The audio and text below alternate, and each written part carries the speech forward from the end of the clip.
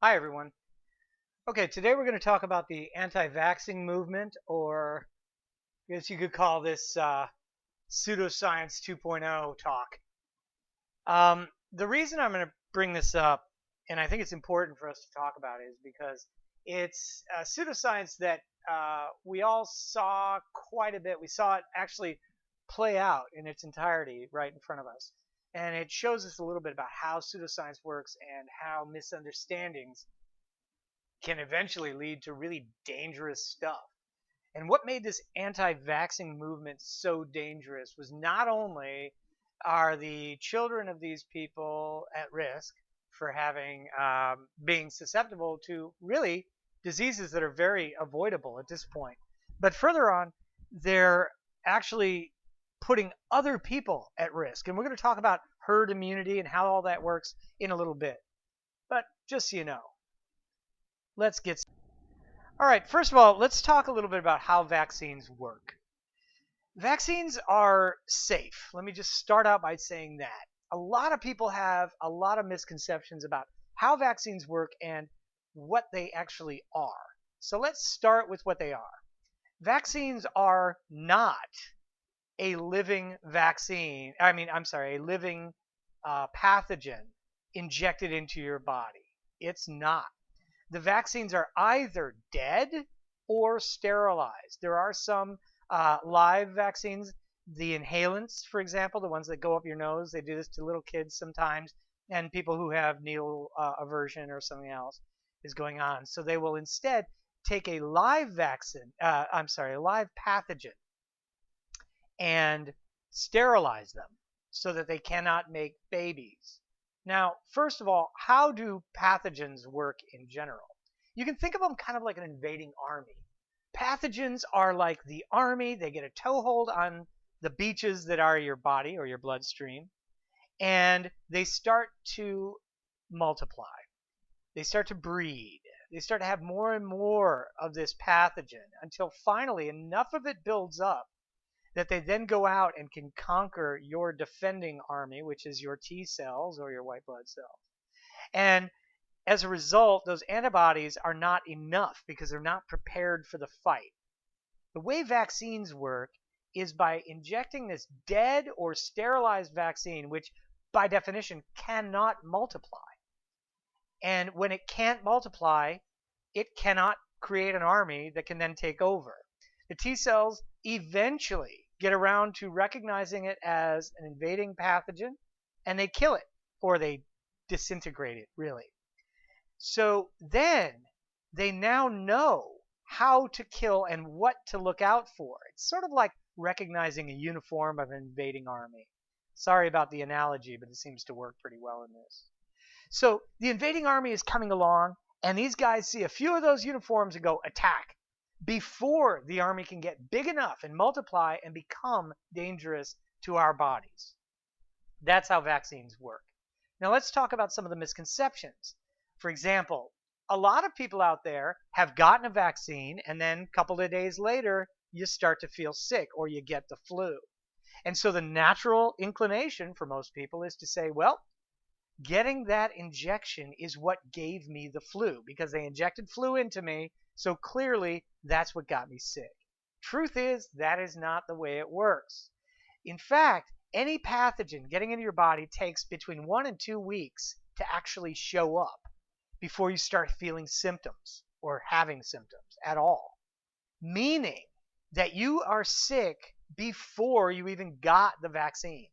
In other words, you had already been exposed. It was already building in your system. And it took about a week for it to build up and attack your system and show your system in a way. Those symptoms that you have that we associate with flu, like fever and all those things, those are your body's defense mechanisms, in fact, kicking in.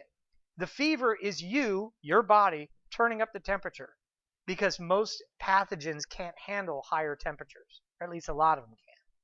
So that's an attempt to kill them off that way. The coughing, the expectorating, like the snot and all that stuff coming out, that is all your body trying to shed all those extra pathogenic germs out of your body, which is why sneezing and coughing are so dangerous to be near. When somebody is sick, That's where the pathogen, that's the vector by which the pathogen flies from your body, from their body into yours. Somebody sneezes near you, you can bet there's a lot of spit droplets in the air. A sneeze can go nearly 100 miles an hour. So you can think of, you've got these high-powered spit particles that are, the pathogens are in there, and they're taking a ride. And when they land, they get into your nose, your mouth when you inhale, and somebody else's kind of water is in the air. It's kind of gross, but that's the way it works. Coughs, similar. So bottom line, in general, we've talked about this before, is humans have a problem with realizing time. We lose our temporal narrative very easily. We don't realize and that these things take as much time as they do, like a week to 2 weeks to actually show up. So naturally, the most recent thing that happened, we assume that's a correlation, a cause and effect. And that is not necessarily the case. How did this anti-vaxxing movement become so popular? Well, really in the late 1990s and into the 2000s, it became popular starting out in Europe, in England particularly, because of a paper that was published eventually toward the end of the 90s by what used to be a reputable journal, which is unfortunate. And we'll talk a little bit about how the way science works kind of broke down in this case, in a way. But it also works as a good cautionary tale, and I think it's changed a lot. So it's probably pretty good. Anyway, it originally rose in popularity in the late 1990s, and it was espoused in various places by various people. Here in the United States, Jenny McCarthy, who is a fairly well-known model, mom, actress, etc.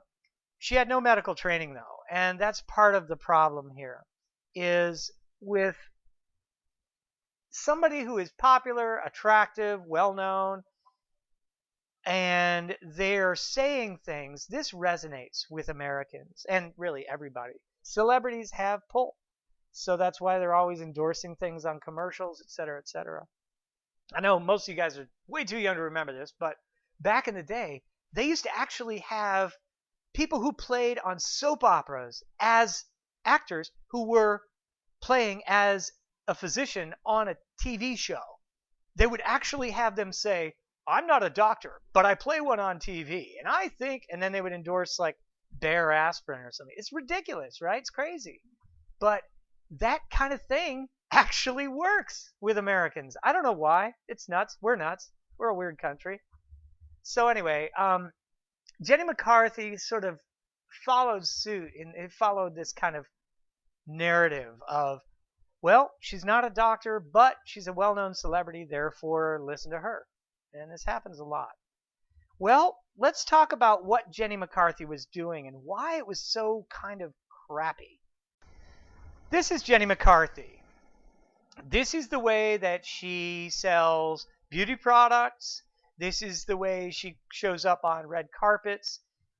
She was a Playboy model, so that means that, she's very attractive. She's seen in a lot of different ways. She's an actress, a model, a Playboy model. People put her into a lot of different roles.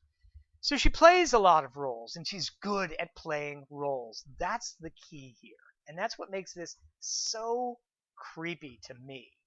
She is a mom, though, and that's what really sends it over the top for me. So Jenny McCarthy, this is her selling beauty products and a TV show. This is her selling the anti-vaxxing movement. You can clearly see a difference here. She's dressed much more conservatively. She's wearing glasses, which, by the way, have no prescription, which is hilarious to me. But this is sort of the old adage of kind of dress the part. And it's really weird to me, I think. So Jenny McCarthy playing this part, which she is trained to do. She's an actress. She's good at this stuff. But here's the biggest problem. Jenny McCarthy has a child with Donnie Wahlberg. Now, Donnie Wahlberg and Jenny McCarthy consider themselves attractive people. Most people consider them attractive people. They're sort of the it people, at least at the time. And they had a child who was actually misdiagnosed with autism. The child actually was suffering from is suffering from Landau-Kleffner syndrome, which is similar in its uh, kind of differential diagnosis. Anyway, it's similar in its appearance, in its manifestation with early stages of autism, but it's different. Anyway, this is the horrible part. And this is where it really gets me in the gut. They are essentially saying that it is better to have a child exposed to deadly diseases, and they are still deadly. There are still no cures for these diseases. But they think it's better to have their child exposed to that than possibly having autism, which, by the way, is completely untrue. The link between any vaccination chemical or anything else that is in the vaccine and autism is completely not true. In fact, you are born with autism. It is a chromosomal disease. It is a disease that you are born with. You cannot catch autism from someone who has it, nor can autism be caused by you getting injected with something. It is not the case. Autism is a chromosomal disease that you are born with. So, the entire connection is wrong. But even if it were a real connection, think about how sick that is for a parent to say that the fact that you are not perfect, child, it would have been better to expose you to possible death or man, when we start talking about, you'll see this, when we start talking about the diseases themselves, they're horrifying. And what they do to kids is even more so. So that's the underlying problem I have with this, but there's a lot more to it. First of all, it's completely not right. There's no scientific data that says that it is. But if we go further into Jenny McCarthy, yes, she gets Botox in her forehead, and she has had rhinoplasty and, of course, breast augmentations, things like that. Botox is literally a toxin. It is botulism that you are getting directly injected into you. So these same people are saying, well, I don't want toxins injected in my kid. And I get it. We are usually much more protective of those we love than we are of ourselves. That's fine. That's okay. I'm just pointing out the hypocrisy here.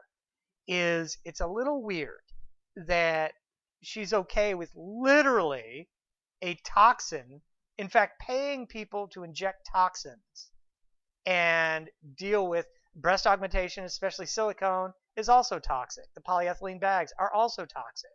So all of this stuff is okay. But having doctors trying to prevent a disease is somehow not. Now, I get it. You've got consent there. You've got all kinds of other things going on, and that's okay. I'm fine with all that. In fact, as a model, she can do all this. No problem. But it's just a little hypocritical, is all. Moving on. Oh, by the way, the pictures get a little disturbing from here on out. This is probably the worst one, though, and I'm sorry I didn't warn you. These are some of the earlier tests done with vaccinations. This is the common measles. You guys have all had your MMR. That's measles, mumps, and rubella shot. You have to have those shots to go to public school here in California. So here you are at community college. This is a public school. You are required to have your MMR. You've already probably know that. Well, and you also have your tuberculosis tests and things like that. Fine. These are the earlier tests for measles. By the way, there is still no cure for the measles, which is why we have all this crazy stuff going on. At the height of all this anti-vaxxing movement, it really got popular in Orange County here in California. And you have all these moms bringing their kid in who looks like the kid on the left here and saying, my kid got the measles. And they say, yeah. Well, Give them the antidote or the cure or whatever. And the doctor has to look at the mom and say, look, there is none. There's no cure. Your kid may die now. To which the moms would go psycho because they were misinformed, which is part of the sick aspect of this entire thing. And we'll get to who originally caused this in a few minutes. But first I want to talk a little bit more about some diseases. The polio vaccine, you guys no doubt have heard about polio. In fact, we had a president who was a polio victim when he was a child. He had trouble still walking. I'm talking about FDR. Prior to the polio vaccine, polio affected, wait for it, 5 to 10% of kids in the U.S. I want to sort of explain how massive of a quantity of children that is. That means out of 10 kids, one of them at least had this disease. That is crazy. Meaning you're hanging out with 10 friends and one of them would get it. And then you think about this. You couldn't have a group of more than 10 people without exposing those other 9 kids. That's crazy, isn't it? So what are we looking at? Well, we're looking at an early, well, actually, let me explain this first. Before the polio vaccine, which came out, really it became popularized in the 60s and 70s when we were really at the point where we could give kids the polio vaccine on a regular basis. Prior to that, 40s and 50s was when we saw the height of this, and it lasted in through the 60s. Kids getting put into these apparati, they're called iron lungs. You may have heard that term before, an iron lung. Iron lungs were these things, what we see in this picture with this big group of kids in them. What they are, they're actually a kind of pressure device. And what it does is it pressurizes and depressurizes so the kids can breathe. Here's how polio works. Polio affects your nervous system. So the where you first feel it usually is down in your toes and feet, your lower extremities, because they're the furthest away from your brain. And those are what start to get affected first, and then it works its way up. And soon you stop being able to walk. You become paralyzed from the waist down.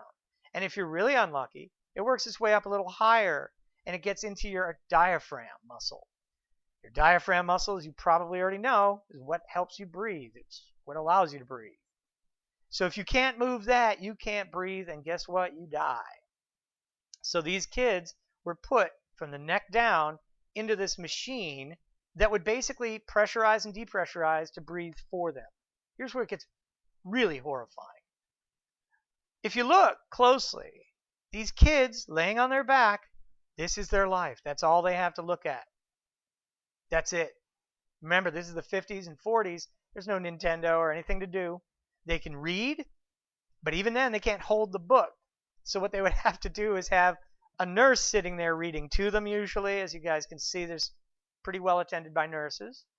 Many moms became nurses during this time. Furthermore, my father used to work in one of these, and what they would have to do about every week, sometimes more often, but generally once a week, they would shift the kid's head over to the side, depressurize the chamber, and then hyperpressurize it to cause the kid to essentially cough. And what that caused was it would clear the lungs of all the fluid that builds up. Because when you're laying there, not doing anything, not really breathing regularly and shallowly all the time, you tend to develop pneumonia. That is a fluid buildup in your lungs, which is deadly because you'll essentially drown if they don't clear it. And that's the way they would have to clear it, once a week. This is these kids' lives, 5 to 10% of kids. So this is a little kind of a memoir written by Richard Rhodes. It was called Hole in the World. He wrote this. He was eventually a polio victim, but his sister actually died from it. But this is just a little excerpt from it, which I think is important, and I'll read it. One day you had a headache, An hour later, you were paralyzed. Can you imagine that? Within an hour, being paralyzed from having a headache. How far the virus crept up your spine determined whether you could walk afterward or even breathe. Parents waited fearfully every summer to see if it would strike. The city closed the swimming pools, and we all stayed home, cooped up indoors, shunning other children. Can you imagine what kind of a life that was and how much it affected the United States? Right now, we're dealing with the coronavirus, which is why we're having most of these online talks anyway. And that is a much less virulent thing than polio was amongst children. And yet, we're all staying clear. Staying home, this social distancing, is an extremely effective way of dealing with something that we have no cure for. And that's kind of what we're doing right now. Okay, now let's talk a little bit about where this all started. I know I'm kind of going backward here, but I think it's an important direction to go. The peer-reviewed articles that occurred that actually, well, supposedly peer-reviewed article that appeared and caused this entire thing, we'll talk about in just a minute. But before we do, I want to compare it with pro-vaccination. In other words, articles that say vaccinations are good. As of 2018, there were over 2.5 million articles that were pro-vaccination. The case against vaccines is really minimal. And it is mostly, almost all of the articles are not peer-reviewed. These are kind of wildly outstated things that basically say things like, oh my God, there's poisons within the vaccine. For example, one of the ones that they often cite is formaldehyde that is found in trace elements in the vaccine for the flu and the MMR vaccine. Is that true? Yes. But did you know there is over 10 times the amount of formaldehyde that is found in the vaccine in a banana? I'll say it again. In a banana, there are 10 times the amount of formaldehyde, naturally occurring formaldehyde, than there is in a vaccination. So if you put that into context, most of these people who won't vaccinate their kids will absolutely feed their kid a banana. It's crazy. The point is, poisons are only poisons if they're in a high enough quantity to be a poison. Otherwise, it is not classified as a poison. So if you find trace elements, you can literally find trace elements of lead, mercury, just about everything else in damn near everything we eat. In fact, you're eating more plastic on a daily basis than you are getting formaldehyde from a vaccination, which is once, maybe twice in your life. The difference being, of course, that you won't die from one of these diseases. Number of anti-vaccination peer-reviewed articles, 1. Number of such articles that have not been redacted, in other words, that have not been removed, 0. Which article are we talking about? Well, in 1998, a guy named Andrew Wakefield, who, by the way, before all this, used to be a physician, he's not anymore, published an article in the British Medical Journal. Well, the British Medical Journal is a peer-reviewed journal. This was a massive wake-up call that, hey, guess what? A lot of people were not actually doing their job. The peer reviewers did not actually review it. It's been redacted since March 2010. Andrew Wakefield lost his medical license, and he's actually in Britain currently under investigation. Well, consideration, not quite investigation, for either murder or manslaughter. They're not sure if they're actually going to pursue this. I doubt they actually will. But the point is, so many people, so many children have died as a result of this completely bogus article that he wrote, which is horrifying and unfortunate. So this is just another case of pseudoscience all over again.